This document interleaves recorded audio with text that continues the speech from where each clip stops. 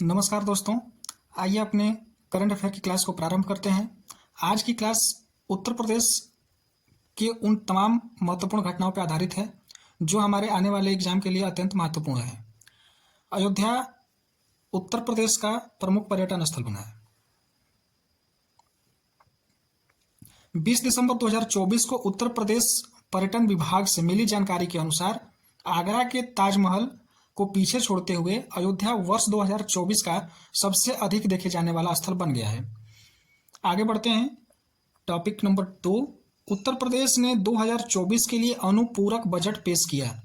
17 दिसंबर 2024 को 17865.72 करोड़ का द्वितीय अनुपूरक बजट पेश किया, जो मूल बजट है 7.36 लाख करोड़ रुपए का 2.42% ज़्यादा है, 2.42% है, जिससे बजट का आकार बढ़ करके 7,66,513.36 करोड़ रुपया हो गया है, जिसमें सबसे ज़्यादा आवंटन ऊर्जा विभाग को 8,587.27 करोड़ रुपया, वित्त विभाग को 2,438.63 करोड़ रुपया, परिवार कल्याण विभाग को 1,592.28 करोड़ रुपया आवंटित किया गया है।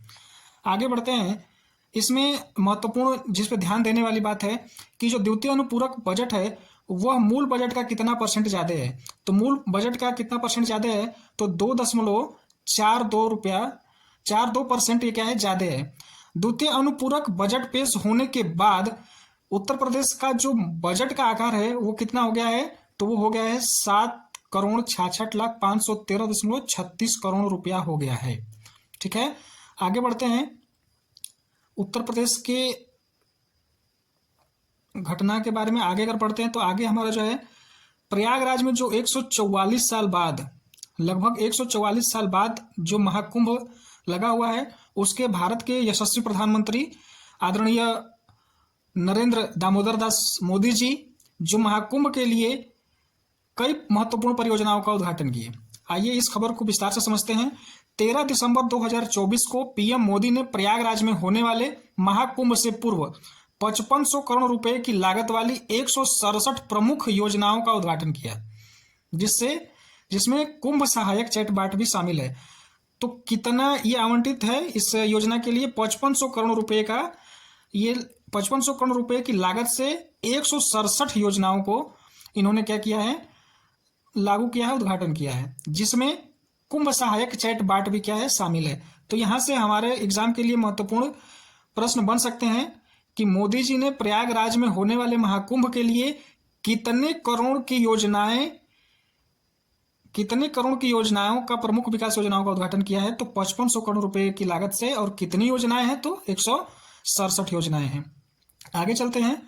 दुग्ध उत्पादन में उत्तर प्रदेश का प्रथम स्थान। दुग्ध उत्पादन की बात किया जाए तो दुग्ध उत्पादन में उत्तर प्रदेश हमारा प्रथम स्थान पे है।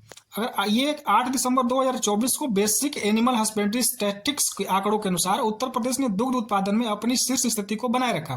भारत में कुल दुग्ध उत्पादन 229.30 मिलियन टन है, जिसमें उत्तर प्रदेश का योगदान 16.21% है। इस क्रम में आगे बढ़ा जाए तो इसके बाद राजस्थान, मध्य प्रदेश, गुजरात, महाराष्ट्र तथा पंजाब शामिल है।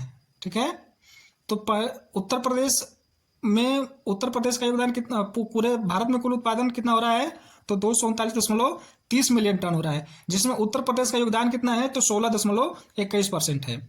इसके बाद आने वाले जो राज्य हैं वो राजस्थान है आपका, फिर मध्य प्रदेश, फिर गुजरात, फिर महाराष्ट्र, फिर पंजाब भी आपका शामिल है। आगे चलते हैं। उत्तर प्रदेश जीईएम को पूर्ण रूप से अपनाने वाला पहला राज्य बन गया है। ये जीईएम क्या है, तो जीईएम जो सरकारी ई मार्केट प्लस है, जिसमें अपनी खरीद प्रक्रिया को सरकारी ई मार्केट प्लस के साथ पूरी तरह से एकीकृत कर दिया है। तो ये चूंकि उत्तर प्रदेश जीईएम को पूर्ण रूप से अपनाने वाला पहला राज्य बन गया है, इसलिए यह प्रश्न इस टॉपिक से प्रश्न आने की संभावनाएं ज्यादा बन जा रही हैं। आगे चलते हैं। महाभारत काल की सांस्कृतिक विरासत का संरक्षण। महाभारत काल की जो भी सांस्कृतिक विरासत है उसका संरक्षण हुआ है। भारतीय पुरातत्व सर्वेक्षण ASI द्वारा वर्ष 2021-22 में 5 प्रतिष्ठित स्थलों के रूप में नामित किया गया था। हस्तिनापुर उत्तर प्रदेश के मेरठ जिले में स्थित ऐतिहासिक धरोहर को स्थल है, जिसकी खुदाई बीबी लाल ने 1950 के दशक में किया था। कौन किया था? बीबी लाल ने किया था। तो ये जो टॉपिक है ये हमारे एग्जाम के दृष्टि से अत्यंत महत्वपूर्ण हो जाता है कि हस्तिनापुर की खुदाई किसने किया था। तो हस्तिनापुर की खुदाई 1950 में बीबी लाल ने कराई थी। ठीक है, आगे चलते हैं। इसी क्रम में ये जो 5 प्रतिष्ठित स्थल है उसमें धौलावीरा भी आता है, शिवसागर जो असम का शहर है, आदि चंदलूर जो दक्षिण भारत है, यहाँ विभिन्न जातियों के मानव कंकाल मिले थे, और राखीगढ़ी जो हरियाणा के हिसार जिले में है। उत्तर प्रदेश का अयोध्या में अंतर्राष्ट्रीय क्रोनो मेडिसिन कॉन्फ्रेंस हुआ। तो सबसे इंपॉर्टेंट यहाँ पे क्या हो जाता है कि उत्तर प्रदेश के अयोध्या में हुआ है, और वो क्या हुआ है? तो ये क्रोनो मेडिसिन कॉन्फ्रेंस हुआ है। क्रोनो मेडिसिन कॉन्फ्रेंस ये कब हुआ है? 29 नवंबर 2024 को इस सम्मेलन का आयोजन किया गया। क्रोनो मेडिसिन एक ऐसा चिकित्सा विज्ञान क्षेत्र है जो शरीर की जैविक घड़ी और स्कैडियन रिदम के आधार पर बीमारियों का निदान, उपचार एवं रोकथाम का विश्लेषण करता है। तो यह जो टॉपिक है यहाँ से क्वेश्चन बनने की संभावना ज्यादा है, क्योंकि क्रोनो मेडिसिन सम्मेलन जो है वो अंतर्राष्ट्रीय क्रोनो मेडिसिन सम्मेलन है जो उत्तर प्रदेश के अयोध्या में हुआ है, और ये कब हुआ है? तो 29 नवंबर 2024 को हुआ है। यहाँ से हमारे एग्जाम के दृष्टिकोण से यहाँ से क्वेश्चन बनने की संभावना क्या है? बहुत ही प्रबल है, क्योंकि क्रोनो मेडिसिन कॉन्फ्रेंस 29 नवंबर 2024 को हुआ है। ठीक है, आगे चलते हैं।